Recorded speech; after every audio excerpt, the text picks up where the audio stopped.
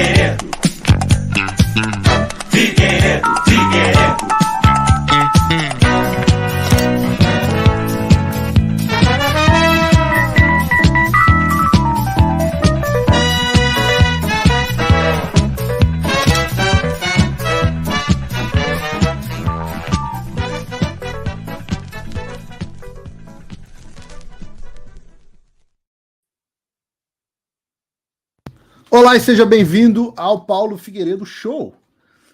E o Brasil voltou às ruas de São Paulo para a alegria de alguns e para a tristeza de outros, inclusive tristeza de gente no campo da direita na política. E isso gerou uma treta gigantesca justamente entre essas pessoas que se identificam com essa direita no Brasil.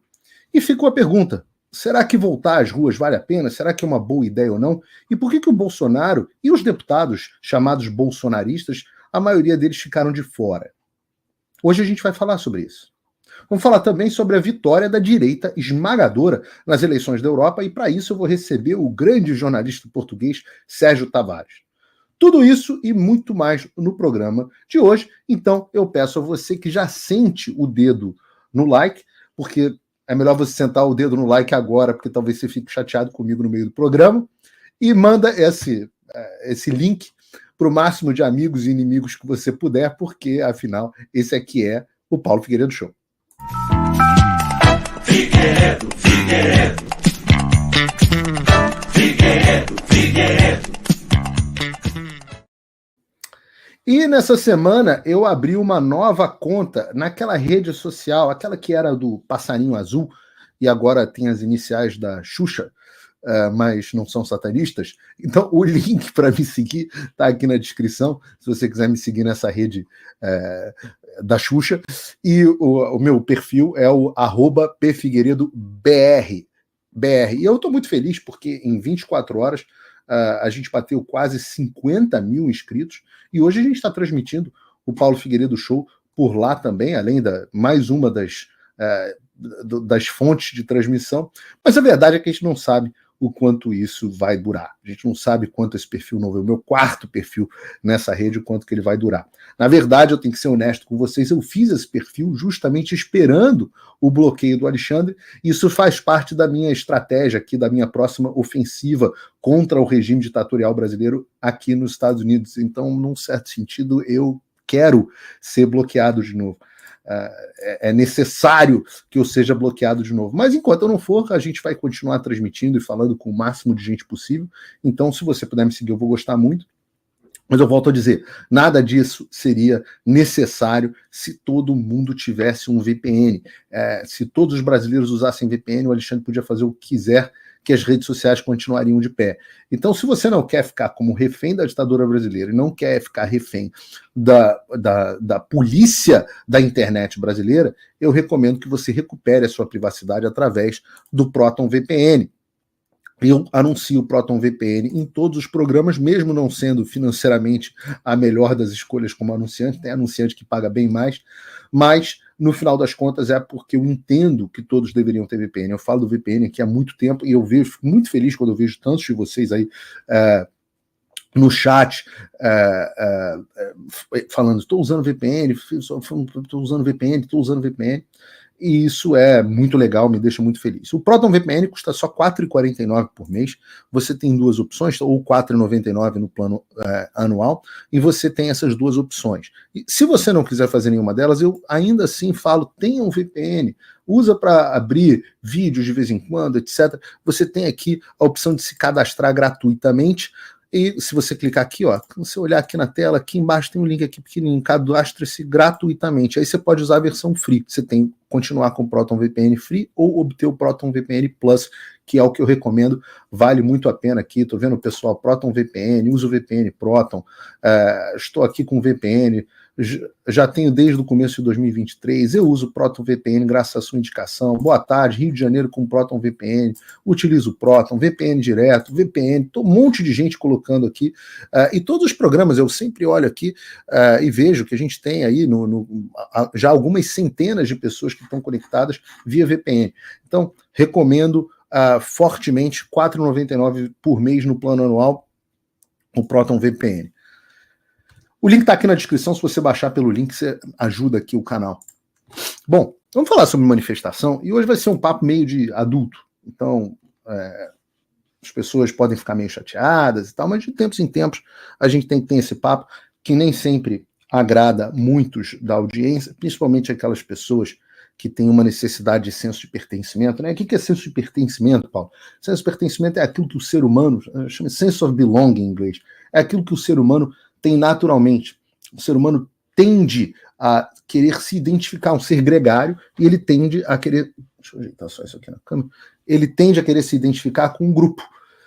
Então, muitas pessoas, o natural é que o seu senso de pertencimento seja a comunidade que você faz parte, né? Sua pátria, a sua fé, a sua família, o seu clã, né? O senso de pertencimento seja em relação a isso. Mas como na sociedade pós-moderna as pessoas estão perdendo os seus vínculos com a própria pátria, com a sua fé, com o seu clã, com o seu local de origem, isso acaba sendo substituído por outras coisas. No Brasil você tem um problema grave, o professor Olavo de Carvalho falava muito sobre isso, né? No Brasil você tem um problema grave de falta de identidade. Falta uma identidade cultural, falta uma identidade nacional, e as pessoas substituem essa identidade por outras coisas. Então você pensa, por exemplo, numa parada do orgulho, a pessoa substitui a vontade, ela substitui a identidade dela pela prática sexual dela. a prática sexual não é mais simplesmente um ato, ela define quem a pessoa é. Então a pessoa bota o arco-íris, vai para eu tenho orgulho, eu tenho orgulho. Do que você tem orgulho? Não, eu tenho orgulho da minha prática sexual. Então é obviamente uma substituição para que a pessoa possa pertencer a uma comunidade, pertencer a um grupo. E isso acontece em vários outros fenômenos. O Brasil tem muito no clube de futebol, né? A pessoa que ama tanto o Corinthians, ama tanto. O Vasco hoje está difícil de amar, mas ama tanto o seu clube de futebol que ela sai na briga, ela diz eu sou, algo que é um símbolo que não representa absolutamente nada, mas com aquilo ela tem um senso de comunidade. E muitas pessoas no Brasil atual substituíram esse senso de pertencimento por um senso de pertencimento da política. Então a pessoa vê as coisas que estão erradas na política e ela se posiciona dizendo eu sou tal, eu sou de direita, eu sou de esquerda. E aí as pessoas ao entorno batem palma para ela se sente acolhida, ela se sente feliz e ela se sente, bom, eu faço parte de algo. E lá, se você for ler a teoria das camadas, lá que o professor Olavo de Carvalho falava tanto, as camadas de personalidade, conforme o processo de amadurecimento vem e você vai superando as camadas, isso vai ficando para trás na sua vida. Você chega no Dom Quixote, né? Eu sei quem sou, eu sei quem eu sou, eu já sei quem eu sou. E eu demorei muitos anos para descobrir quem eu era, para não precisar mais ficar dentro de um rótulo X ou rótulo Y. E isso tem tudo a ver com o que eu vou falar sobre manifestação. Porque muitas pessoas sentem a necessidade desse abraço da plateia. Principalmente quando a gente está falando de gente que está dentro da política ou de influenciadores. Muitas vezes pessoas que não têm tanta expressão na carreira delas e acabam recorrendo ao expediente de ficar falando na internet. Então elas precisam mostrar que elas são verdadeiramente de um determinado grupo para que o público as abrace. E eu vou contar uma história para vocês aqui para ilustrar um pouco como que eu sigo por um outro caminho. Uma história pessoal e envolve o presidente Bolsonaro. Eu conheci o ex-presidente Bolsonaro pessoalmente, mas meio tarde nessa história. Eu já era presidente, eu não o conhecia pessoalmente, meu pai conhecia, mas eu não o conhecia, eu já estou nos Estados Unidos desde 2015. Então eu não o conhecia e já o conheci quando ele era presidente e eu já era jornalista.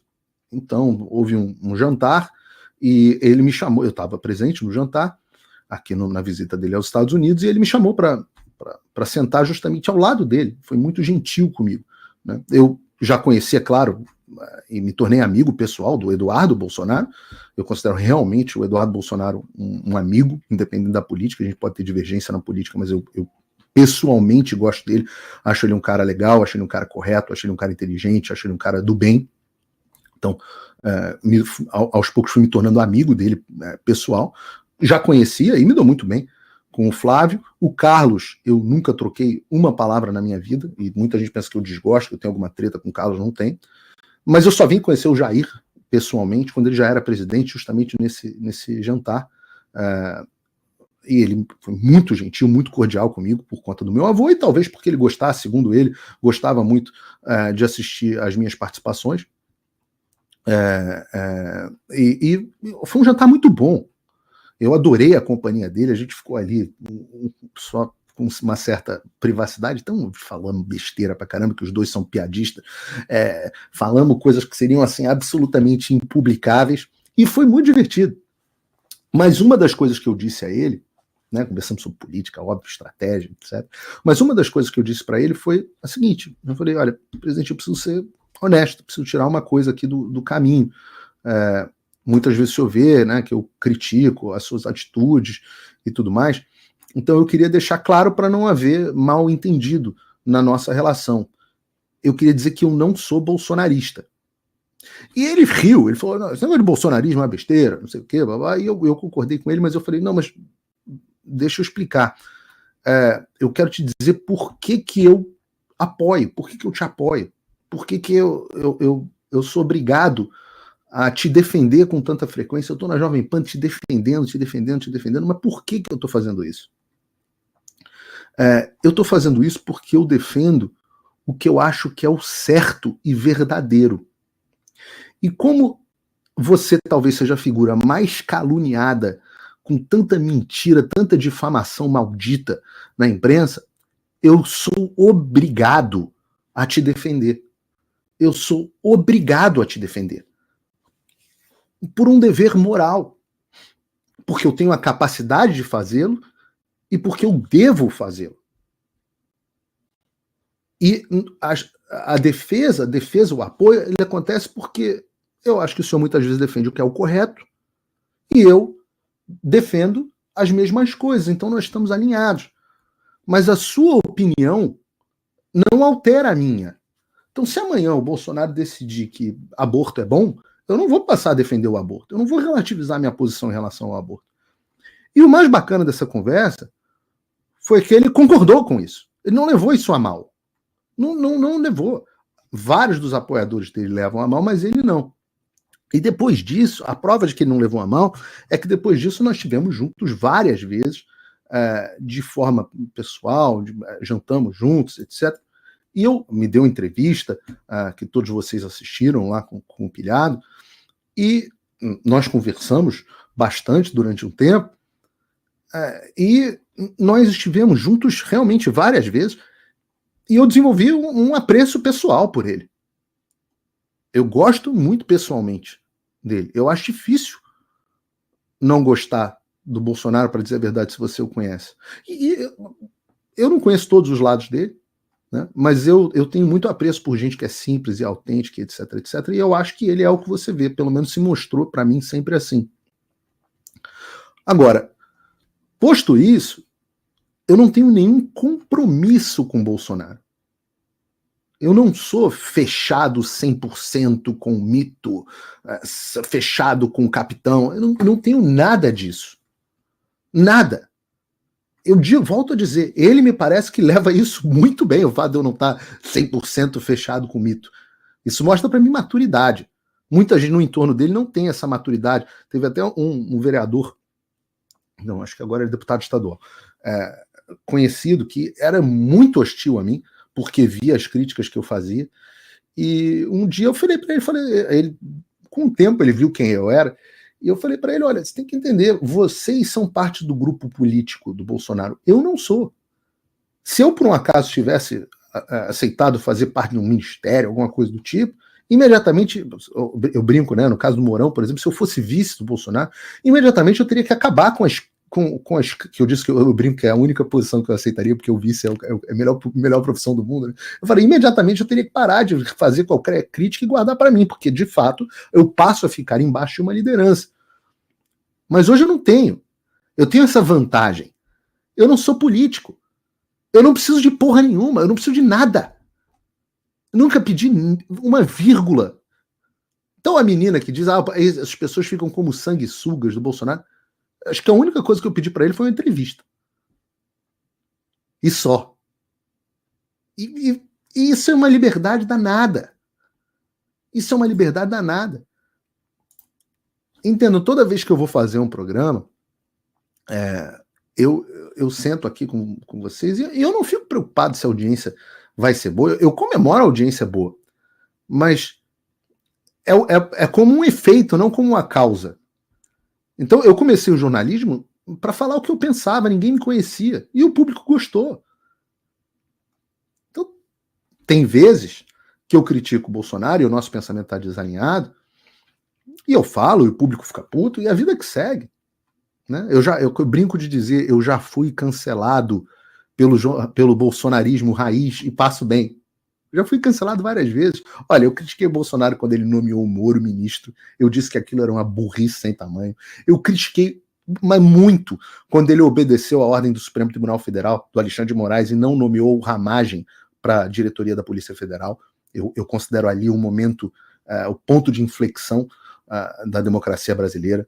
Eu critiquei nas nomeações pró-STF.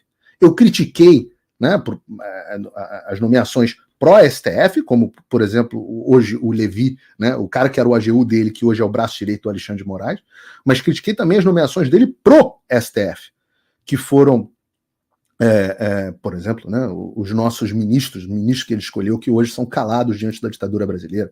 Eu critiquei muito aquela cartinha de desculpa por Moraes, escrita pelo Michel Temer, critiquei na condução da política, na forma como lidava com o parlamento, na condução das eleições, de ter aceitado o processo eleitoral feito da forma que foi, critiquei na forma como ele saiu do governo, critiquei sobre a questão das ruas, né, e tudo certo. E eu vou ser absolutamente sincero, eu acho que o tempo me mostrou com razão na enorme maioria desses pontos. Ou nomear o Sérgio Moro foi uma boa ideia. Ou fazer acordo com Alexandre de Moraes, o acordo que foi feito em 2021 foi cumprido, lá depois do 7 de setembro. Eu estava certo ou o Bolsonaro estava certo? Os dois não podem estar certos ao mesmo tempo. Então não me arrependo dessas posições. Talvez tenha outras onde ele estivesse certo, e eu, particularmente, eu critiquei também o Auxílio Brasil, né? Talvez ele tivesse certo em algumas posições e eu tivesse errado, e eu não me recorde, e aí eu talvez esteja até sendo injusto. Uma discordância mais recente de posicionamento entre Bolsonaro e eu, entre mim e o Bolsonaro, foi sobre a questão das pessoas nas ruas. O Bolsonaro não queria ninguém nas ruas em 2023. Lembrem disso? Foi convocada uma manifestação para março e ele disse, não, agora não é o momento de ninguém ir para as ruas. Agora é o momento de focar na CPMI. E eu falava, meu Deus, como pode estar tão perdido? Obviamente, é outro caso que eu acho que ele estava equivocado, porque a situação piorou com a ausência da pressão popular, e 2023 foi o ano que eles fizeram o que eles quiseram. E quando o Bolsonaro, em 2024, estava para ser preso, aí, a muito contragosto, porque eu sei dos bastidores, ele chamou a população às ruas. E foi um enorme sucesso. 1 milhão de pessoas na Paulista, praticamente. E eu aplaudi. Falei, tem que ir, as pessoas têm que ir para as ruas. Claro, todas as vezes que as pessoas forem chamadas às ruas, podem contar comigo, se eu só não posso ir. Mas o resto eu vou divulgar, vou fazer o que quer. Mas, quando o Bolsonaro conseguiu o que ele queria, parece que ele parou. E aí eu pergunto, por quê? O que mudou no Brasil? O Felipe Martins foi solto? Os coitados do 8 de janeiro foram anistiados? A imprensa voltou a ser livre? Os militares perseguidos foram liberados? O Alan parou de ser perseguido? Eu, o Constantino, a Ludmilla devolveram o meu passaporte? O Alan revogaram a prisão dele? Não. O STF parou de interferir em cada milímetro da vida do povo? O Alexandre e companhia foram responsabilizados? Os agentes públicos foram responsabilizados? Não. Nada mudou. Exceto que o Bolsonaro não foi preso. Então por que tem que parar de ir para as ruas? E aí é que eu tenho que trazer uma notícia triste para vocês. Esse é um momento onde muita gente vai ficar chateada. Mas eu tenho que dizer, a agenda e os objetivos do Bolsonaro não são necessariamente a agenda e os objetivos do povo brasileiro, a minha e a sua. Claramente o Bolsonaro tem 2 objetivos aqui. O primeiro deles é não ser preso. O segundo deles é manter o capital político dele. E eu não estou dizendo que ele só tem esses 2 objetivos. Repare bem, como diz o Ciro Gomes. Eu só estou dizendo que pelo menos esses 2 objetivos ele tem e que talvez esses sejam as prioridades dele. E não são objetivos ilegítimos, são objetivos legítimos. Pô, o cara não querer ser preso, e ele é político, então ele quer preservar o capital político. Certo. Fair enough, como a gente diz em inglês. Mas eu tenho objetivos diferentes. Eu não quero que o Bolsonaro seja preso, eu quero que ele preserve o capital político. Mas o meu objetivo primordial, e eu digo isso declaradamente desde o início, é restabelecer a liberdade de expressão. A liberdade de expressão é o direito com o qual nós protegemos todos os outros direitos. E para restabelecer a liberdade de expressão, nós passamos necessariamente pela responsabilização do Alexandre de Moraes. Por isso que o Fora Alexandre, essa é a minha pauta. Eu não sei se é a pauta de vocês que estão no chat. Quem tiver a mesma pauta diz assim, não, essa é a minha pauta também. Fora Alexandre, para que a liberdade de expressão seja restabelecida. E é claro que eu quero a volta do Bolsonaro, mas esse não é o meu objetivo primordial. Então eu estou fazendo um alerta aqui a todos vocês. Se com liberdade de expressão e eleições transparentes o Lula ganhar, eu vou lamentar, eu vou fazer oposição ao governo, mas eu vou achar normal. Então é lógico que eu vou incentivar qualquer manifestação fora Alexandre. Todas que houver pelo Brasil. E o meu apoio vai muito pouquinho, eu sei. Ora, eu sequer posso me manifestar como eu fazia, mas eu faço o melhor que eu posso. Eu não sou o Bolsonaro. Eu não sou o líder da direita brasileira. Eu não sou o símbolo aglutinador. Mas a pergunta que fica, e é por isso que a gente está tendo esse papo honesto, pergunta que fica, de que forma uma manifestação tão bonita como a que houve em São Paulo, que superou todas as expectativas, flopou? Não, todo mundo sabia que essa manifestação ia ter menos gente até do que eu achei que tinha. E muita gente foi, as pessoas do grupo dos meus patronos, as pessoas foram.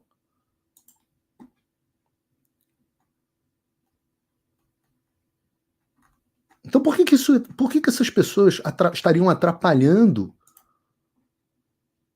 os planos do Bolsonaro, como pessoas do entorno estão dizendo? Bom, já que elas não dizem, eu só posso especular.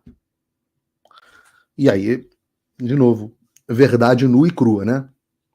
Primeiro, porque esse tema, fora Alexandre, é proibido no suposto acordo que existe para que o Bolsonaro não seja preso.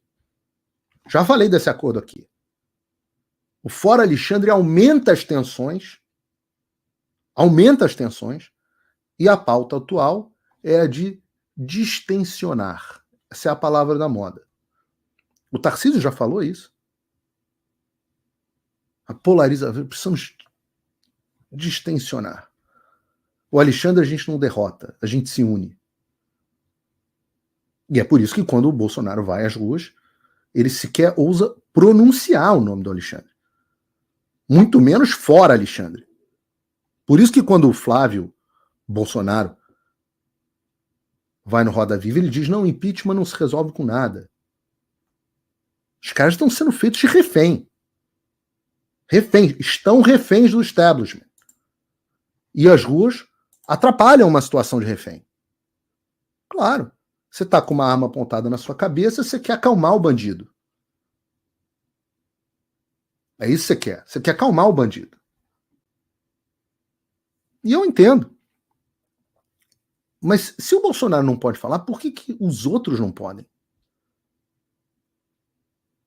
Essa é a pergunta. Por que os outros não poderiam? E entra o segundo ponto. Ora, o Bolsonaro tem o monopólio do símbolo aglutinador da direita. E eu acho que as perseguições que ele sofre fazem com que ele,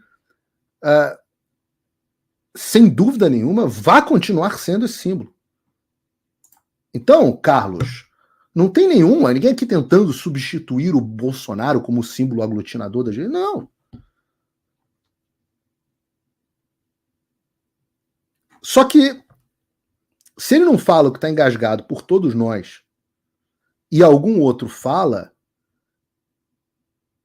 e aí esse movimento toma corpo, tem sucesso, aí há um temor que está expresso nas postagens do Carlos, de qualquer outra figura ganhe protagonismo. Esse é o medo do político. O político tem medo de perder espaço. Política é espaço. E é por isso que parece fazer pouco sentido, por isso que parece ser uma coisa tão pequena esses comentários sem pé nem cabeça nas redes sociais. E para ficar claro aqui, eu mandei mensagem para o próprio presidente Bolsonaro dizendo exatamente isso. Que essas situações essas críticas são sem pé nem cabeça. As críticas que o Marco Antônio sofreu, as críticas que outros políticos sofreram, o próprio Marcel Van Hatten, e daí que a Zambelli quer se manifestar, pô? Deixa a Zambelli se manifestar, qual o problema? Zambelli, só porque não está alinhada com o Bolsonaro não gosta mais dela, deixou de ser uma representante legítima, as coisas que ela fala não são verdadeiras. Ah, mas ele errou quando ela saiu atirando, não sei o que isso tem a ver, pô? A pessoa está brigando pela liberdade de expressão desde o início. Cagando para as tretas pessoais dela com o Bolsonaro. Cagando. Aliás, eu arrisco para dizer, e vocês vão me confirmar aqui no chat, mais de 10 mil pessoas que estão nos assistindo, eu arrisco dizer que 100% das pessoas presentes no domingo votaram e votarão no Bolsonaro. Eu arrisco dizer, vou além, arrisco dizer que 100% das pessoas assistindo o Paulo Figueiredo Show nesse momento apoiam e apoiarão Bolsonaro em 2026 se ele for candidato. Respondam no chat. Se o Bolsonaro for candidato em 2026, você não vai apoiá-lo? Respondam aí, por favor, sim, não. Eu quero ouvir vocês. Eu, inclusive, apoiei e vou apoiar de novo em 2026, se eu puder. O pouquinho que vale o meu apoio, vale nada. Mas cada um faz a sua parte. Vou continuar, inclusive, denunciando, como fiz no vídeo da PragerU, a injustiça que o Bolsonaro sofre no Brasil. Nos meus artigos na Epoch Times, amanhã eu vou estar no Steven Crowder, estou indo hoje para o Texas, um dos shows mais importantes. Vou. Na última vez eu tive com o Eduardo Bolsonaro no Steven Crowder. Eu estou trabalhando ativamente para restituir a liberdade de expressão, e com a restituição da liberdade de expressão a gente vai poder brigar para que ele seja candidato. E se eu não apoiar o Bolsonaro, vou apoiar provavelmente alguém que for ungido por ele. Até o Tarcísio. Se não tiver jeito, se o Bolsonaro escolher o Tarcísio e eu falar, bom, vai ser esse o candidato viável, não é o candidato dos meus sonhos, mas até ele. Então, deixando claro, a minha posição é cristalina. Minha posição é cristalina. Não muda um milímetro do meu apoio. Eu não estou tentando me desvincular do bolsonarismo. Eu nunca fui vinculado ao bolsonarismo. É que, como o Olavo dizia, o brasileiro só tem 2 neurônios, né? O Tico e o Teco. O Tico é o contra e o Teco é o a favor. Então o sujeito só consegue raciocinar nessas duas formas, por causa do senso de pertencimento ao qual me referi no início do programa. Mas eu não tenho essa necessidade. Eu não tenho essa insegurança. Eu sei quem eu sou. Eu não tenho nenhuma necessidade de seguir ordem. Eu não tenho liderança. Até porque, mesmo dizendo aqui que eu vou apoiá-lo, etc, etc, eu o considero um líder desastrado, com péssimas estratégias, péssimas, que nos trouxeram para a situação que nós estamos agora. E eu citei algumas delas aqui no programa. A gente não está nessa merda de dar gosto à toa, não. E eu consigo ver todos esses problemas sem deixar de ter enorme gratidão por tudo que ele fez pelo Brasil. Inclusive pela criação de um sentimento patriótico de direita. Ou pela aglutinação de um centro patriótico de direita. E se o Tico e o Teco, se o contra e o a favor não conseguem concatenar as duas coisas, azar. Algum de vocês aqui já estão há tempo suficiente para saber que eu não faço nada pensando no público, nada pensando na audiência. Eu faço o que eu acho certo, eu falo o que eu acho que é verdade, eu penso o que eu penso, e se um dia não tiver mais público para me assistir, eu vou fazer outra coisa. Eu vou ser bailarino Bolshoi. Eu vou abrir o meu OnlyFans, finalmente. Pô, eu dei certo em tudo que eu fiz na vida. Eu fui para o setor público, dei certo no setor público, jovem, cheguei na posição mais alta que eu podia chegar sem me candidatar. Eu fui empreendedor no Brasil, fiz empreendimentos lindos e virei parceiro do sonho, né? Parceiro do Donald Trump, um dos maiores magnatas do mercado imobiliário do mundo. Vim empreender nos Estados Unidos, fiz uma empresa, vendi, fiz uma outra empresa, fiz uma empresa que rendeu 7 dígitos. em poucos anos. Resolvi estudar, fui para Harvard, arrebentei em Harvard, top da minha turma. Fui para estudar MIT, London School, fui onde nas melhores escolas tive um desempenho espetacular. Resolvi ter curso de política, o maior curso de política do Brasil. Topo da minha profissão de jornalística, líder de audiência. Se um dia todo mundo achar que eu estou errado e ninguém quiser mais me assistir, porque eu não digo amém para o Bolsonaro, então eu vou fazer outra coisa. Eu vou dar certo no que eu for fazer, porque eu vou fazer com amor, com empenho. Né? Vou fazer como manda São José Maria Escrivá. O pessoal gosta tanto hoje, está tão na moda. Então eu não preciso pedir permissão, não preciso me justificar para apoiar a manifestação. Principalmente uma manifestação legítima por todas as pessoas que ainda estão ferradas. Deixa eu deixar claro para todos vocês. Eu não fiz acordo. Não vou fazer acordo. Não importa os interlocutores que venham. Paulo, mas, poxa, se você... os ministros do STF, já ouvi exatamente isso. A gente conversou e eles não acham você tão maluco quanto o Alan. Acham você até muito inteligente. Só que acham que você se desvirtuou. Se você baixar o tom e parar um pouco de falar do Alexandre, do STF, é fácil conseguir restabelecer o seu dinheiro bloqueado, seu passaporte, suas redes sociais. Você vai voltar a ter o seu dinheiro, vai ficar em abundância, vai poder voltar ao Brasil, ver sua família. Aqui para vocês. Aqui para vocês. O que eu estou fazendo por conta própria. Quem tiver comigo, todas as coisas que eu tenho conseguido, por conta própria. Quem tiver comigo, que vem. Quem não tiver comigo, paciência. O meu acordo não é Bolsonaro não é preso e aí eu paro de falar mal do Alexandre. Ou o meu passaporte é liberado e aí eu volto a falar. Meu acordo é simples. Eis os termos do meu acordo. Anistiem todos os presos, encerrem todos os inquéritos ilegais, reabilitem a liberdade de expressão e responsabilizem os agentes públicos que quebraram a lei. Daí eu paro de fazer oposição ao regime e passo a fazer oposição ao governo. Daí eu paro de encher o saco aqui nos Estados Unidos. Pronto.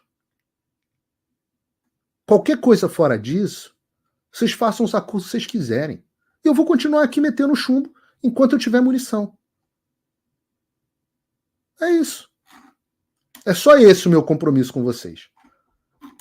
Então, Paulo, estou decepcionado com você. Você não me conhecia. Agora, eu quero estar errado nessa avaliação que eu fiz. Eu quero ver o Bolsonaro e os deputados bolsonaristas, estes sim bolsonaristas, porque só fazem o que fazem. Só fazem o que o Bolsonaro fala. Se o Bolsonaro não falar, não fala. Cadê vocês, meus amigos? Gosto tanto de vocês. Tantos de vocês pessoalmente, por que vocês não foram? Eu quero ver o apoio de vocês na manifestação. Mesmo que eu não tenha do Bolsonaro, não, deixa de se preservar, não tem problema não. Cadê as grandes lideranças, os grandes deputados, vários meus amigos? Eu não quero ver ninguém desprezando as pessoas de bem que estavam nas ruas. O melhor do Brasil estava na rua no domingo. Mês que vem já tem manifestação de novo. Que tal o Bolsonaro? Que tal os outros apoiarem? Não é unir a direita, não. É unir todo mundo em busca de um objetivo comum da restauração da democracia. A não ser que os interesses sejam apenas outros, apenas políticos. Então eu respondo aqui a pergunta do programa. Vale a pena voltar às ruas? Enquanto tiver preso político, sim. E se o Bolsonaro ficar chateado, poxa, só lá, como a gente diz no Rio de Janeiro. Não é o povo que tem que agradar o Bolsonaro, é o Bolsonaro que tem que agradar o povo. Quem precisa de voto é o Bolsonaro. E só serve para símbolo aglutinador quem aglutina. Só serve para símbolo se simboliza o que o povo tem a dizer. Caso contrário, se aposenta. Para desespero dos que não querem largar o osso. E aí tudo certo. Vai contar com a minha gratidão pelo resto da vida assim mesmo. Ninguém é obrigado a ficar na luta para sempre. E o entorno que quiser ficar puto comigo também, paciência. Eu não sou político, eu tenho esse luxo. Eu só tenho um líder que é o único que é digno de ser chamado de mestre. Mas, eu reitero, Eu acho tudo isso uma estupidez. Nós todos estamos do mesmo lado. E nesse coração cabe muita gente que quer restabelecer a política. Bom, restabelecer as liberdades. Vamos falar de eleições europeias, mas antes, e eu tenho um convidado muito especial que já está aqui conosco, o Sérgio Tavares, mas antes eu quero pedir a você que considere, se você, eu quero fazer inclusive esse apelo, considere a possibilidade de me apoiar se tudo que eu falei aqui agora faz sentido para você. Eu te peço do fundo do coração que você não me apoie se você pensa que eu sou simplesmente um cabo eleitoral do Bolsonaro.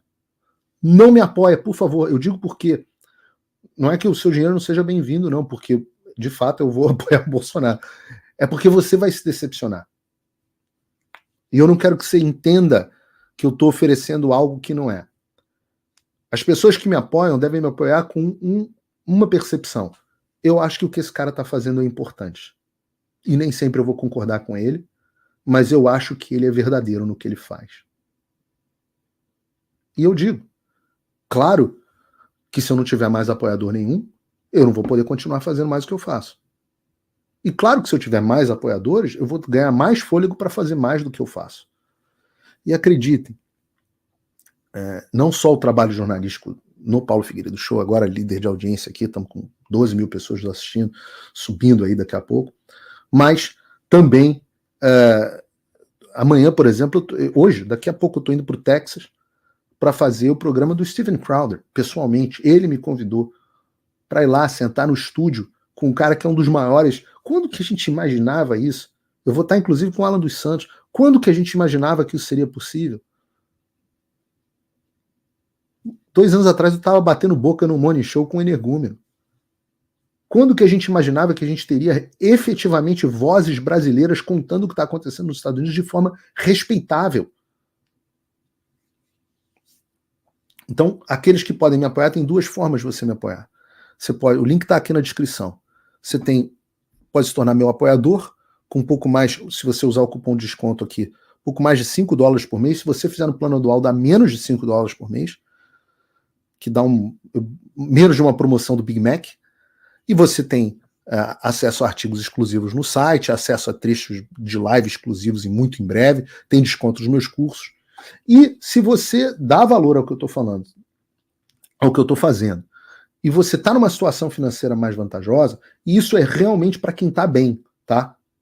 Eu peço que ninguém que esteja em dificuldade me apoie.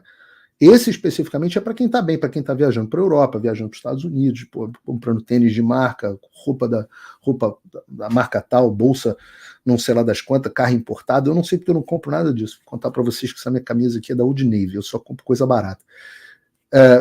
Mas se você está numa situação dessa, você está numa situação boa, considere a possibilidade de se tornar meu patrono, com $49,99 por mês.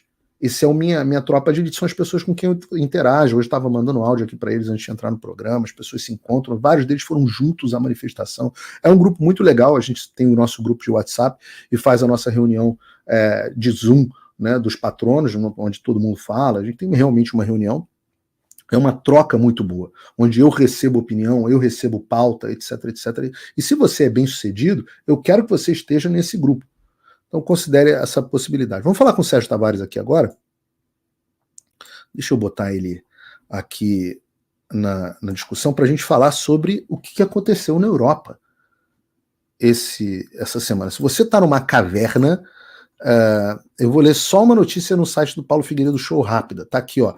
Europa gira à direita em derrota. Eu consigo mudar isso aqui agora? Europa gira à direita em derrota para os governos francês e alemão. Eleição do Parlamento Europeu tem um aumento de 396 para 402 cadeiras. Eu acho até enganoso isso, porque o aumento, na verdade, foi muito maior do que isso. O Sérgio vai explicar para a gente. Em cadeiras para siglas direita, centro-direita, com avanço dos chamados partidos nacionalistas. Então, depois da boa notícia em Portugal, a gente teve essa. E só se fala nisso no mundo inteiro. Para discutir esse assunto, eu vou trazer o grande jornalista português, o jornalista português mais odiado pelo Alexandre de Moraes, meu querido Sérgio Tavares. Obrigado por ter vindo ao Paulo Figueiredo Show. Olá, Paulo, muito obrigado pelo convite. Saúde também toda a audiência que esteja aqui a assistir, e são bastantes. Eu também estava a acompanhar e até reitero uma frase que aí disseste, que enquanto houver um preso político, os brasileiros não devem deixar as ruas, e eu subscrevo essa frase. E é bom estar aqui porque, de facto, aqui na Europa está em transformação e eu acredito que este vai ser um ano muito importante. Depois disto que aconteceu aqui na Europa, e já vamos falar sobre isso, o que poderá vir aí dos Estados Unidos, eu acho que vai dar aqui um volte-face no tabuleiro que estamos aqui a jogar favoravelmente. Mas trago boas notícias, e para quem estiver, como tu dizes, na caverna e não saiba o que é que aconteceu, vamos então aqui falar sobre as eleições europeias. Então explica pra gente, Sérgio, o que aconteceu na Europa? A Europa, que é um continente dominado pela esquerda, não só é o berço da esquerda, mas é um continente que, se você me falasse 5 anos atrás que a gente já está vendo o que a gente está vendo agora, eu ia dizer que era impossível uma transformação na Europa gigantesca. A gente falou aqui sobre a eleição de Portugal e do Chega com resultado histórico, mas a gente está vendo uma verdadeira onda conservadora, uma onda de direita na Europa. É isso que está acontecendo? Sem dúvida, sem dúvida. Porque tal como aqui em Portugal a direita subiu exponencialmente porque a esquerda arruinou este país, conseguiu destruir os valores, conseguiu destruir os pilares da família, a imigração, uma série de situações. Não vale agora a pena insistir aqui na questão de Portugal, mas Portugal é um país que neste momento está muito, muito, muito abaixo do que deveria estar, depois de 50 anos de uma esquerda e de uma falsa direita. Então os portugueses sim deram essa mudança para a direita conservadora, com o Chega a subir para mais de 1 milhão de votos. E agora na Europa está a acontecer exatamente o mesmo fenómeno, ou seja, a esquerda é tão mau, o socialismo é tão mau, o comunismo é tão mau, que está a arruinar aqui não só a vida dos europeus no seu bolso, na sua qualidade de vida, mas também na própria segurança, com a imigração desregulada, com regulações, agendas verdes que ninguém entende, com lobbies farmacêuticos, lobbies armamentistas. Está aqui um caos. E até o cidadão, comum cidadão, aliado da realidade, começa a perceber que qualquer coisa não estava a ter certo, porque os ataques estão a vir de vários lados, desde a questão pandémica, a questão climática, a questão da família, a questão da imigração.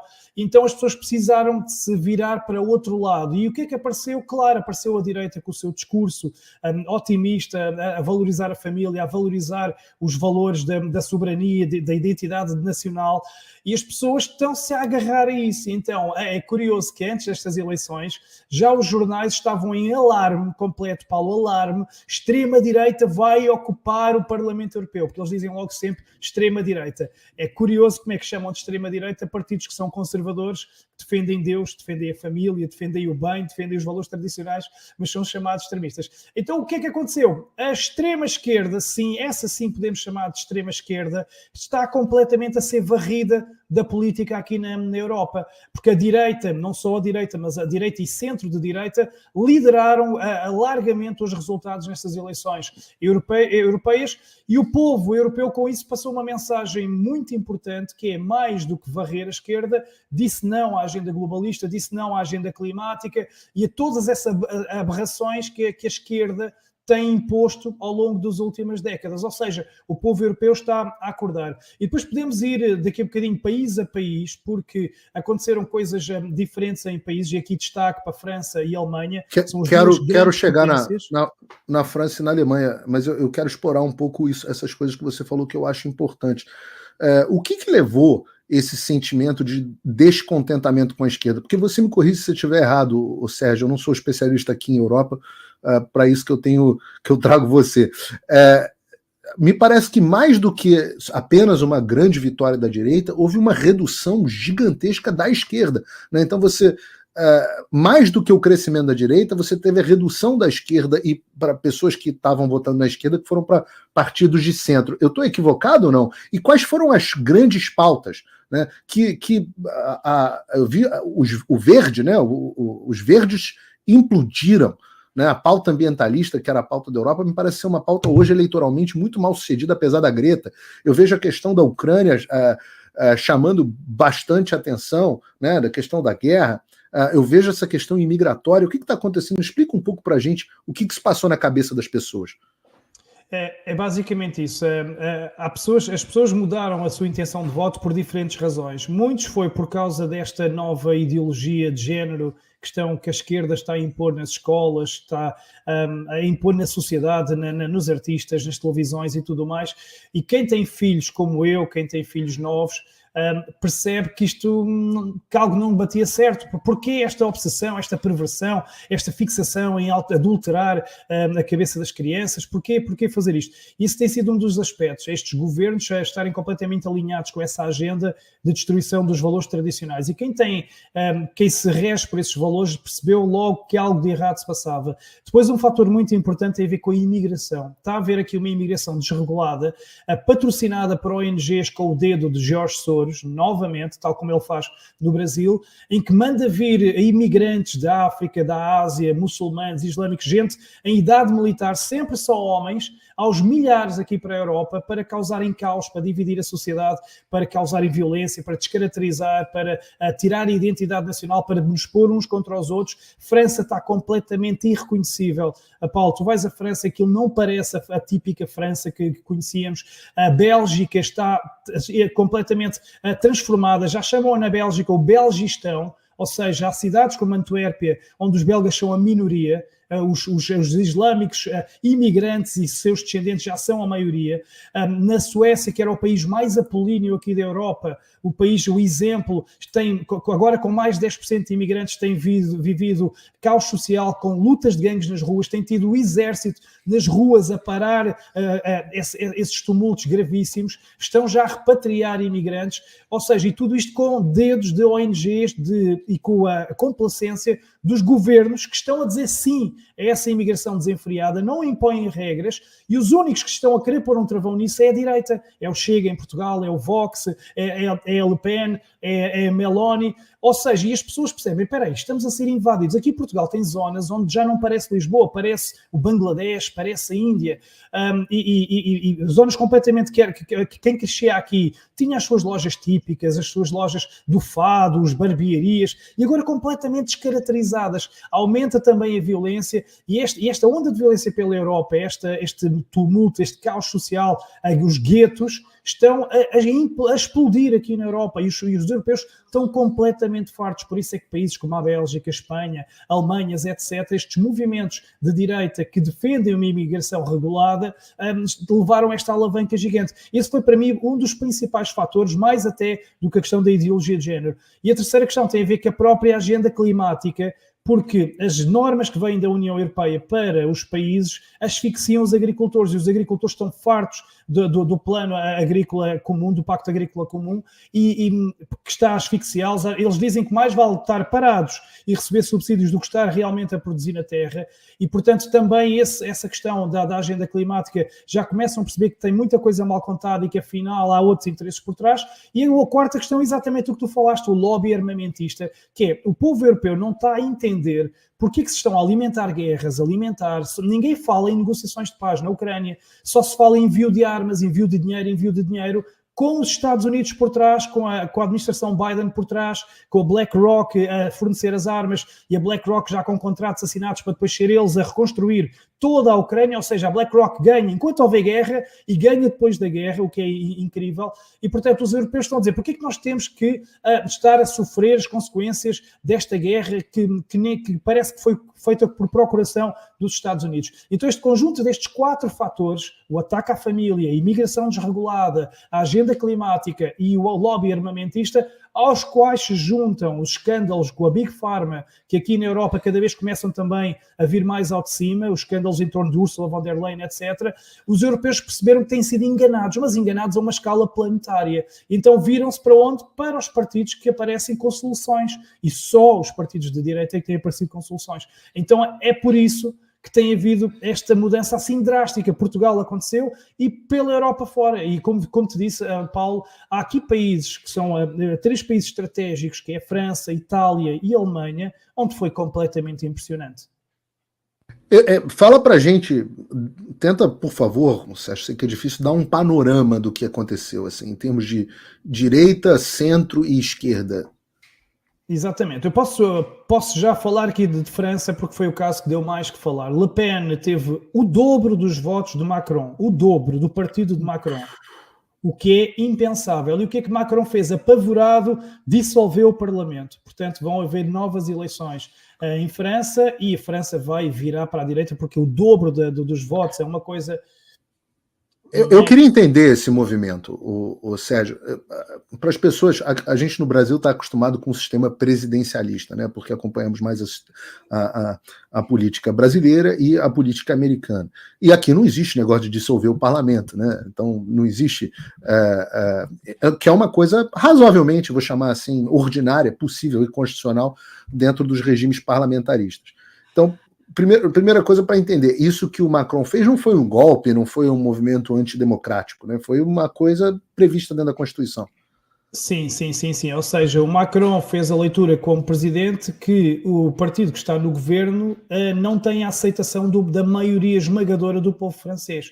E perante isto ele achou que não havia condições do governo se manter porque ia haver muita instabilidade, até caos social nas ruas, porque a maioria esmagadora dos franceses não estava com ele. Há quem diga que também pode ser uma jogada, porque ele tinha uma limitação de mandatos e há outros esquemas por trás que eu ainda ando a tentar perceber, porque sabemos que destes globalistas não podemos muito... Isso que me chocou, Sérgio, eu vou te dizer, porque assim, me pareceu quase que uma atitude nobre. Foi quase uma atitude nobre. Alguém que, e obviamente eu não espero nada nobre do Macron, mas alguém que e eu ouvi algumas teorias na internet, por isso que eu queria a tua opinião. Porque se ele dissolver o parlamento e vai haver novas eleições na França, há uma enorme chance de que a direita chegue finalmente ao poder na França, o que para mim é uma coisa impensável, né? Se o partido da Le Pen teve o dobro dos votos do partido dele, ora, no mínimo, a composição na Assembleia Nacional vai ser uma composição bem mais à direita do que a composição atual, o que tornaria a vida dele, e principalmente do primeiro-ministro, muito mais difícil, ou não? Exatamente, por isso mesmo é que eu contactei pessoas em França, porque essa foi a mesma questão que eu tive, Paulo, exatamente a mesma dúvida. Então, mas como é que é possível? Porque isto se calhar vai piorá-lo. A resposta que eu tive, e vou aqui até aqui mostrar, em França o que me disseram os meus contactos é que ele demitiu-se, o governo, e ele próprio demite-se para quê? Para se poder recandidatar novamente, porque não concluindo o mandato ele evita o impedimento que lhe permitiria ficar até 2027. Ou seja, acho que há aqui uma jogada que ele teria uma limitação de mandatos, mas ao não cumprir completamente o mandato, ele pode se recandidatar outra vez. É o que me estão a dizer. Eu tenho que ainda apurar, porque esta foi a minha informação que recebi há bocadinho, se isto é mesmo assim, porque eu quando falei com os meus contactos em França, eu disse, então temos boas notícias em França. Eles dizem, antes fosse, isto é uma jogada do Macron, porque ele ia ficar impedido de se recandidatar e com isto assim, não concluindo o mandato, já vai poder e levar a cabo a Agenda 2030 até ao fim, etc. Portanto, atenção, isto é um fator ainda ninguém tem falado e só mesmo de França é que nos chega este relato. Portanto, ainda temos que descobrir o que é que se passará por aí, não é? Eu fiquei absolutamente perplexo com isso, e eu acho que viver para ver uma França de direita era algo que eu não esperava, não estava nos meus planos. Por favor. Não, só para dizer que mas os franceses parecem mesmo muito contentes, porque não sei se vocês viram as imagens de muitos milhares, milhões nas ruas a comemorar a vitória da direita. São imagens absolutamente históricas. Eu vi imagens incríveis, inclusive colocamos no site do Paulo Figueiredo Show, imagens históricas e francês, né? A gente sempre brinca. O pessoal acha que o 8 de janeiro foi bagunça no Brasil. Os franceses, quando protestam, fazem um protesto bem mais sério do que o 8 de janeiro no Brasil, né? Eu já estive na França durante alguns protestos e foram umas coisas assim, impressionantes. Parece que vai cair o mundo mesmo. E é uma coisa razoavelmente normal na democracia francesa, né? Exatamente. Agora, quem está triste com isto, aqui com a vitória do RN da Marine Le Pen, é obviamente o Lula da Silva, que vimos como é que ele recebeu o Macron no Brasil, pareciam dois namorados, parecia uma lua de mel. Lembras-te? Parecia uma lua de mel ali na Amazónia. Tiraram as fotografias nas poses que os maridos e mulheres recém-casados tiram. portanto, neste momento, o Lula deve estar muito, muito incomodado. Mas o problema é que não é só ele. Como eu te disse, Paulo, em Itália, a mesma situação. Fala da Itália, fala da Itália. Eu vi a Meloni extremamente feliz e comemorando o resultado. Fala pra gente da Itália, por favor. A Itália foram 36%, que numas eleições europeias, que são eleições que normalmente não despertam tanta atenção do povo, a taxa de abstenção é normalmente muito maior, 36% é esmagador também. Portanto, a Meloni também consegue ali uma vitória, bate até o recorde de Salvini, creio eu, e, portanto, é uma manifestação de força muito grande. Daí ela estar ali com aquela felicidade, porque é um resultado absolutamente histórico. Mas se na Itália e na França, que são países ali até próximos um do outro e fazem fronteira, aconteceu isso, mais acima na Alemanha a mesma situação. Atenção que na Alemanha foi também um resultado absolutamente histórico para o partido da direita, que conseguiu uma votação que se calhar, nem eles próprios esperavam. Portanto, e a Bélgica, atenção, a Bélgica é o motor aqui da Europa. E, portanto, estamos a falar dos países que são ali mais centrais, porque o Reino Unido, nós não podemos pôr o Reino Unido nesta equação, porque o Reino Unido tem um governo conservador que não é bem conservador, aquilo é dúbio, é um governo que se chama conservador, mas que segue pautas globalistas, é um bocadinho estranho. Mas além da AfD na Alemanha, foi o partido que teve mais esse resultado histórico, também na Áustria a mesma situação, também na Hungria, na Bélgica também o primeiro-ministro belga de esquerda demitiu-se também, portanto não foi só em França que caiu o Parlamento, também o primeiro-ministro belga se demitiu, porque a Bélgica está um caos, um país que se chama Belgistão. Por que se demitiu? Me explica isso. Porque também ficou completamente abaixo das expectativas, foi uma derrota estrondosa para a direita e, portanto, ele entendeu que não tinha condições, exatamente, para a esquerda, e entendeu que não tinha condições de ficar. Portanto, também a Bélgica, que faz também fronteira ali com a França, o primeiro-ministro se demitiu. E tivemos vitórias incríveis na Hungria, com Viktor Orbán, que sabemos, bem conhecido também, aliado aqui da direita. O Viktor Orbán talvez seja a figura mais criticada do mundo, né? E, no entanto, teve desempenho eleitoral, parece que vai continuar no poder o Orbán durante bastante tempo. Completamente, mas começa a ser aqui na direita europeia, começa a ser bastante respeitado, muito admirado mesmo. Inflexível com a imigração desmedida, inflexível com essas ideologias de género, com essas agendas wokeistas, completamente inflexível, e o povo começa a valorizar isso. E depois destaca aqui também para o país aqui ao lado de Espanha, o Vox. O Vox duplicou o seu número de eurodeputados no Parlamento Europeu, porque cada país tem um número limitado, portanto, Portugal só tinha 21 vagas para o Parlamento Europeu, em Espanha não sei quantas são, mas sei que o Vox tinha apenas 3 eurodeputados e passou para 6, ou seja, duplica a sua presença no Parlamento Europeu, e a mesma situação com o Chega. O Chega aqui pagou pela abstenção, porque a juventude portuguesa, a maioria, vota Chega, e estas eleições foram num domingo de sol, em que eleições europeias para os jovens não dizem nada, eles não querem saber de eleições europeias, nem entendem muito bem para que serve, e o Chega, que podia ter eleito 4, elegeu 2, mas para um partido que tinha 0, nunca sequer tinha um eurodeputado no Parlamento Europeu, ter 2 já é um início, já começam a fazer barulho também lá na Europa. E passa a ter voz, né? A direita portuguesa passa a ter alguma voz no Parlamento Europeu, não tinha nenhuma. Exatamente, e junto com o Vox...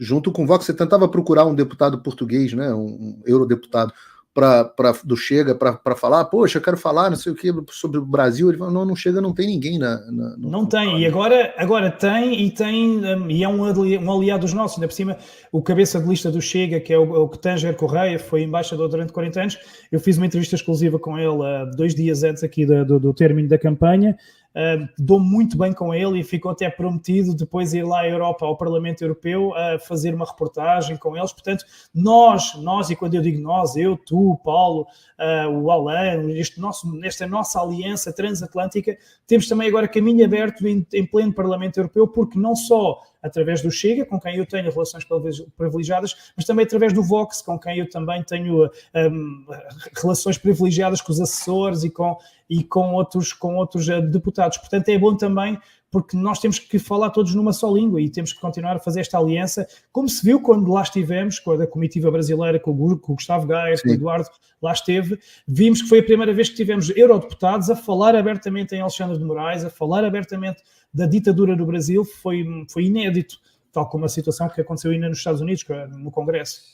Nós vamos juntos fazer um barulho aí na Europa no segundo semestre. É que eu tô acostumado com a Europa parando agora em julho e agosto, eu sei que vai todo mundo tirar férias.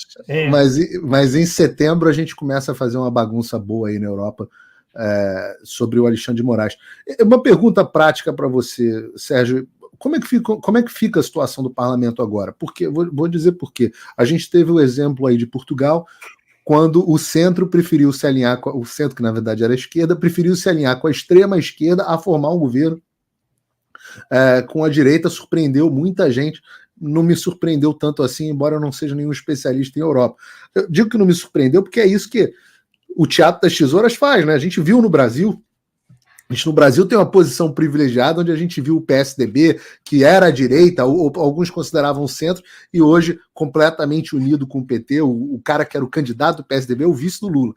Então, há esse risco. Como é que fica a situação no Parlamento Europeu? A esquerda vai continuar no poder, com a maioria, apesar da votação mais expressiva da direita? Eles vão se unir, o centro com a esquerda? Como é que você imagina que a coisa vai ficar? Há uma possibilidade, ainda uma possibilidade deles conseguirem fazer aí umas jogadas e umas manobras para conseguirem formar umas maiorias. Tudo vai depender, de facto, do centro.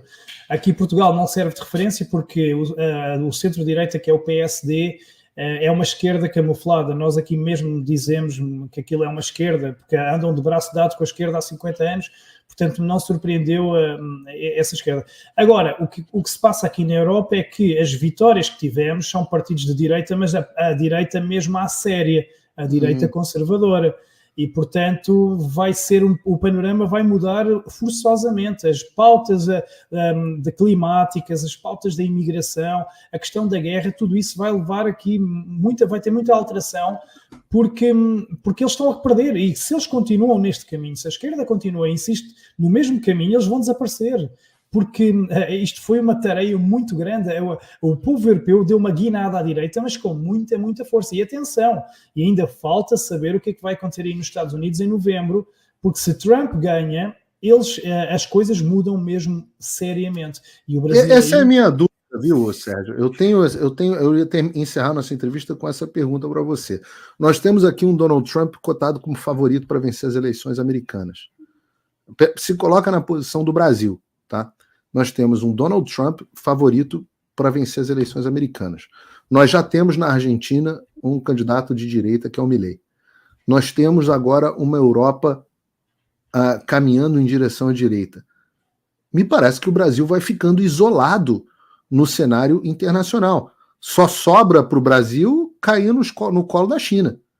Sim. E das ditaduras latinas e dos seus amigos aliados do Foro de São Paulo, não lhes sobra muito mais.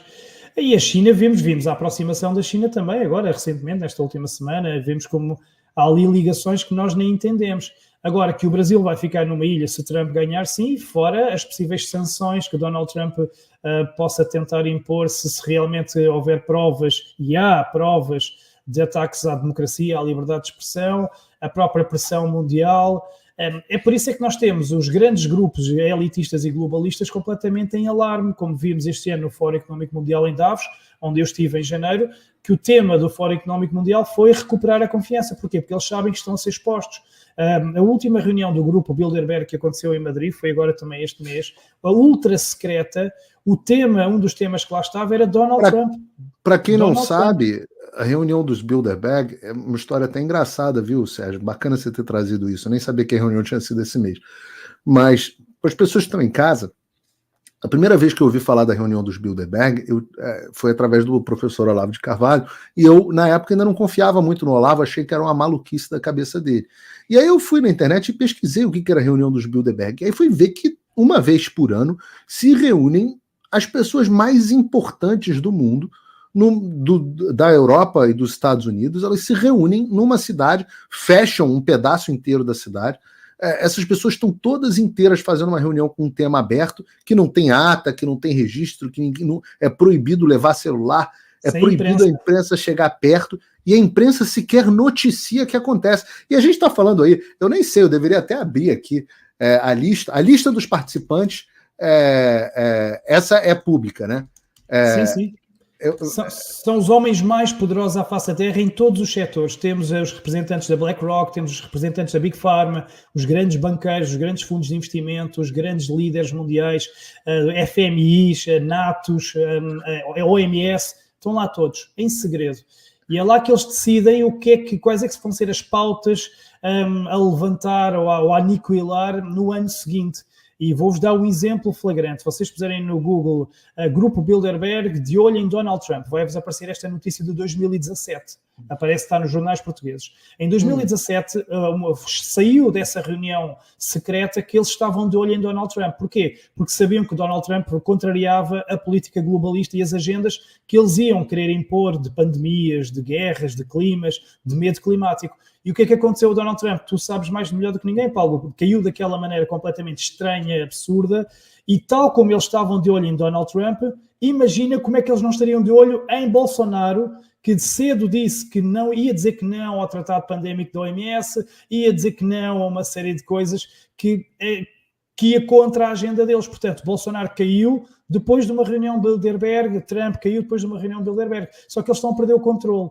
E esta última reunião, as informações que saíram é que eles não estavam felizes, eles não estão contentes com o rumo do mundo, foi a expressão usada, porque eles estão a perder completamente o controle. Eles subestimaram a humanidade, eles pensavam que depois da pandemia, que afinal a humanidade era completamente submissa, enfraquecida, completamente estupidificada, mas não, teve um efeito contrário, despertaram milhões. E o Brasil é um exemplo disso. O Brasil, milhões de brasileiros não acreditam numa palavra que sai da televisão. Milhões de portugueses não acreditam numa palavra que sai da televisão. Porquê? Porque já sabem que quem gera as televisões são precisamente esses globalistas, essas elites. Só que há essa diferença. No grupo Bilderberg é tudo em segredo e é um grupo muito restrito. O Fórum Económico Mundial de Davos... Eu estou vendo aqui as pessoas. Primeiro-ministro da Holanda, CEO da Shell, CEO da Goldman Sachs, CEO do Deutsche Bank... CEO da Comissão Europeia do Green Deal, ministro da Finança da Turquia, ministro de Relações Exteriores da Polônia, secretário-geral da OTAN, CEO da Microsoft, da parte de inteligência artificial, o Peter Thiel, da Thiel Capital, que é figurinha carimbada, os comentaristas do Financial Times, que inclusive deram uma fritada essa semana passada no Dias Toffoli. Assim, eu estou vendo aqui, são os ministros do interior da Grécia, primeiro-ministro da Estônia, CEO do Citigroup, além, eu falei do Goldman Sachs, mas também o Citigroup, presidente do Eurogroup, ministro da Finança polonês, assim... O que eles farão em segredo, não é, Paulo? Perguntas tu, por que eles precisam de estar em segredo? Coisa impressionante, cara. Todo ano é esse negócio. E os temas que eles falaram, isso não estava na pauta da nossa entrevista, mas sempre me chama... as pessoas saberem, porque as pessoas têm que saber que por trás de todas estas medidas que os governos tomam, está essa gente a dominar e a controlar e a dar as ordens. E falando muito com controle da inteligência artificial, né? Eu acho que a gente ouvi isso no dia seguinte em que a Apple diz que vai colocar em todos os seus dispositivos o ChatGPT controlando e tendo acesso aos dados. O Elon Musk estava inclusive puto da vida. Tá aqui esse tema da inteligência. Os caras não dão um pingo sem nó. O tema da inteligência artificial, segurança, controle da inteligência artificial é justamente um dos temas dele. Aí, claro, clima, mudanças da biologia. Isso é o transhumanismo, é conseguirem a implantação de chips nas pessoas, é o dinheiro digital, é a carteira digital, porque tudo isso vai permitir depois implementar um controle muito maior às pessoas. Só que a diferença entre o Bilderberg e o Fórum Económico Mundial é que o Fórum Económico Mundial é gigantesco, os convidados são conhecidos, as pautas são conhecidas, mas este ano eu estive lá, também a inteligência artificial foi um dos temas, a doença X foi outro tema, ou seja, a doença X é uma pandemia que ainda não chegou, mas que eles já têm vacinas, e as mudanças climáticas, mas o tema principal era recuperar a confiança, ou seja, eles sabem que estão a ser expostos. E quem é que foi do Brasil neste Fórum Económico onde eu estive em Davos? Barroso. Lísia Trindade, foi a Marina Silva, Barroso. Que trio de merda, né? Que trio de merda. É o que a gente tem. É que não tem nenhum brasileiro indo pro Bilderberg, senão era essas coisas. Mas o curioso é que o tema número 1 era inteligência artificial, e a gente está vendo a presidente do TSE e o próprio Alexandre de Moraes com esse fetiche, falando de inteligência artificial. Ninguém entendeu nada de onde é que eles estão trazendo esse assunto, ninguém está discutindo isso no Brasil com relação às eleições, mas para quem não sabe de onde é que eles tiram, é justamente desses lugares. E a mudança climática, com certeza tu ouves o Alexandre de Moraes a falar na mudança climática, a Anísia Trindade, a Marina, essas ordens vêm de cima, é começar a meter medo às pessoas com o clima. E agora que a Amazónia está a ser desmatada como nunca, eles não falam, não vêm os artistas cantar. Portanto, essas são as pessoas que ditam as regras. E eu, quando estive em Davos, eu posso dizer, Paulo, tive quase 7 horas à espera do Barroso para eu conseguir apanhar, porque eu estava com os Rebel News, que são os jornalistas do Canadá e da Austrália, que os apanham, porque todos esses convidados do grupo do Fórum Económico Mundial, eles são obrigados a passar pelo mesmo sítio, porque aquilo eles tomam conta da vila e têm que ir a pé do hotel até lá. Só que o Barroso foi tão esguio, tão rasteiro, tão subterrâneo, tão rato, que conseguiu escapar, porque eu tinha todas as perguntas que vocês brasileiros lhe queriam fazer, até a expressão boca de veludo eu tinha preparado. Mas não o apanhei, não consegui. Foi o único, apanhei o Tedros Adhanom, o diretor da OMS, apanhei John Kerry, não apanhamos o Barroso, não, por incrível que pareça, mas o dia dele chegará. O dia dele vai chegar. Ano que vem eu vou com você em Davos e a gente... Janeiro, mete já pega ele junto. Janeiro, e atenção, 14 graus negativos e dedos congelados. E outra situação é noites em cada hotel, 7.000 euros, mas nós não dormimos em Davos, porque isso era inconfortável em Davos, temos que ficar na periferia sempre. Tá tudo certo. Assim que é bom. Passando perrengue que é bom. Sérgio, muito obrigado por ter vindo ao programa aqui e por ter esclarecido para a população brasileira esse tema tão importante, trazer um pouco de esperança para as pessoas, né? Porque a gente olha para a Argentina, vê o Milei, a gente olha para a Europa, olha para Portugal, vê o crescimento do Chega, olha para o restante da Europa, vê a vitória da direita na União Europeia e está olhando para os Estados Unidos e vendo o Trump aqui como favorito contra tudo e contra todos. Eu só tenho uma pergunta final para você, Sérgio. Você não precisa me responder porque é uma pergunta difícil de resposta, mas é a pergunta que eu me faço, que é a seguinte: a esquerda controla tudo na Europa, todas as ONGs, todos os governos, toda a indústria do entretenimento, todas as televisões, toda a mídia, todo o mercado financeiro, tudo. A esquerda dominou a Europa inteira há muito tempo, há mais tempo do que aqui nos Estados Unidos. Como que eles conseguem perder uma eleição assim mesmo? E a pergunta é, será que se o voto fosse eletrônico, será que eles tinham perdido?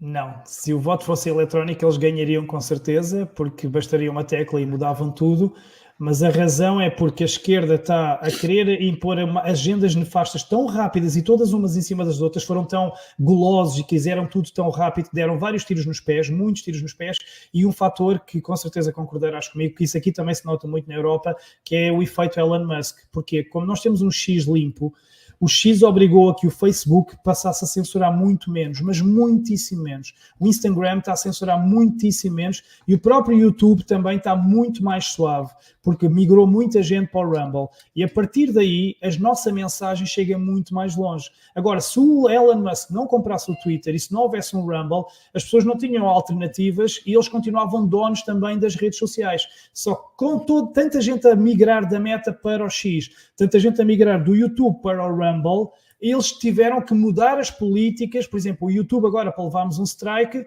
eles antes nem justificavam, diziam só um termo genérico, agora eles dizem-nos qual é o segundo, qual é o minuto exato onde nós falhámos e nós já sabemos ao menos qual era o problema. Antes não, antes eles simplesmente deletavam o canal, deletavam o vídeo e não se preocupavam. Portanto, Elon Musk está a ter mais influência do que o que ele imaginaria. É verdade, o efeito Elon Musk, mas eu acho que você trouxe o ponto central. A esquerda consegue perder mesmo assim porque eles erraram na mão. Eles erraram na mão. Quando eles perderam ali, começaram a ter derrotas como tiveram no Brexit, com Donald Trump, ou como Bolsonaro, ou como Orbán, quando eles começaram a sofrer certas derrotas, eles dobraram a aposta, né? e aumentaram a repressão, a gente viu na Covid com o aumento da repressão, o quão mais duro se tornou, etc. Aumentaram a censura, aumentaram as leis de censura, etc. E a população virou e falou assim, chega, né? Literalmente em Portugal chega, e no resto da Europa a população está dando um basta para isso, né? É realmente uma revolta com o establishment. As pessoas perceberam que foram enganadas, até mesmo na questão pandémica. Paulo, aqui em Portugal, isto é um tema que o YouTube não se pode falar, eu vou falar assim muito ligeiramente. Os vacinados aqui em Portugal estão à beira de um ataque de nervos, porque estão a surgir montes de problemas, pronto, e agora não podemos, e mais não digo, a uma escala que vocês não imaginam, tanto que houve agora um documentário aqui em Portugal sobre isso, chama-se Os Invisíveis.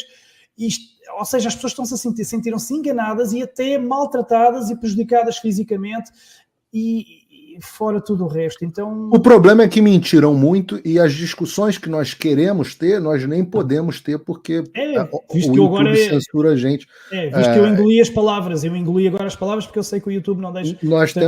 Eu tomei, inclusive, um strike porque falei... Na verdade, o Eduardo Bolsonaro falou na entrevista no Tucker Carlson sobre qual era a situação no Brasil, e o YouTube foi lá e deu um strike no canal por conta de uma fala do Eduardo Bolsonaro relatando a situação do Brasil. Então, realmente, o assunto fica proibido de ser discutido. Eu nem emito opinião a esse respeito, eu só gostaria de, como jornalista, investigar o assunto e discutir o que as pessoas estão trazendo, né? Já que a gente sabe que isso é indiscutível, e dentro do Congresso dos Estados Unidos, o Fauci foi lá questionado na cara, mostrando os áudios dele, isso é indiscutível que mentiram muito pra gente. Mas, Sérgio, eu te agradeço imensamente aqui a presença, por favor, volte mais e dê notícias pra gente aí da Europa. As pessoas acompanham o canal do Sérgio Tavares, recomendo muito no YouTube, é o canal de referência para quem quer saber sobre Europa, e não só Europa, o Sérgio faz uma baita cobertura sobre o mundo inteiro e o Brasil também. Obrigado, Sérgio, mais uma vez.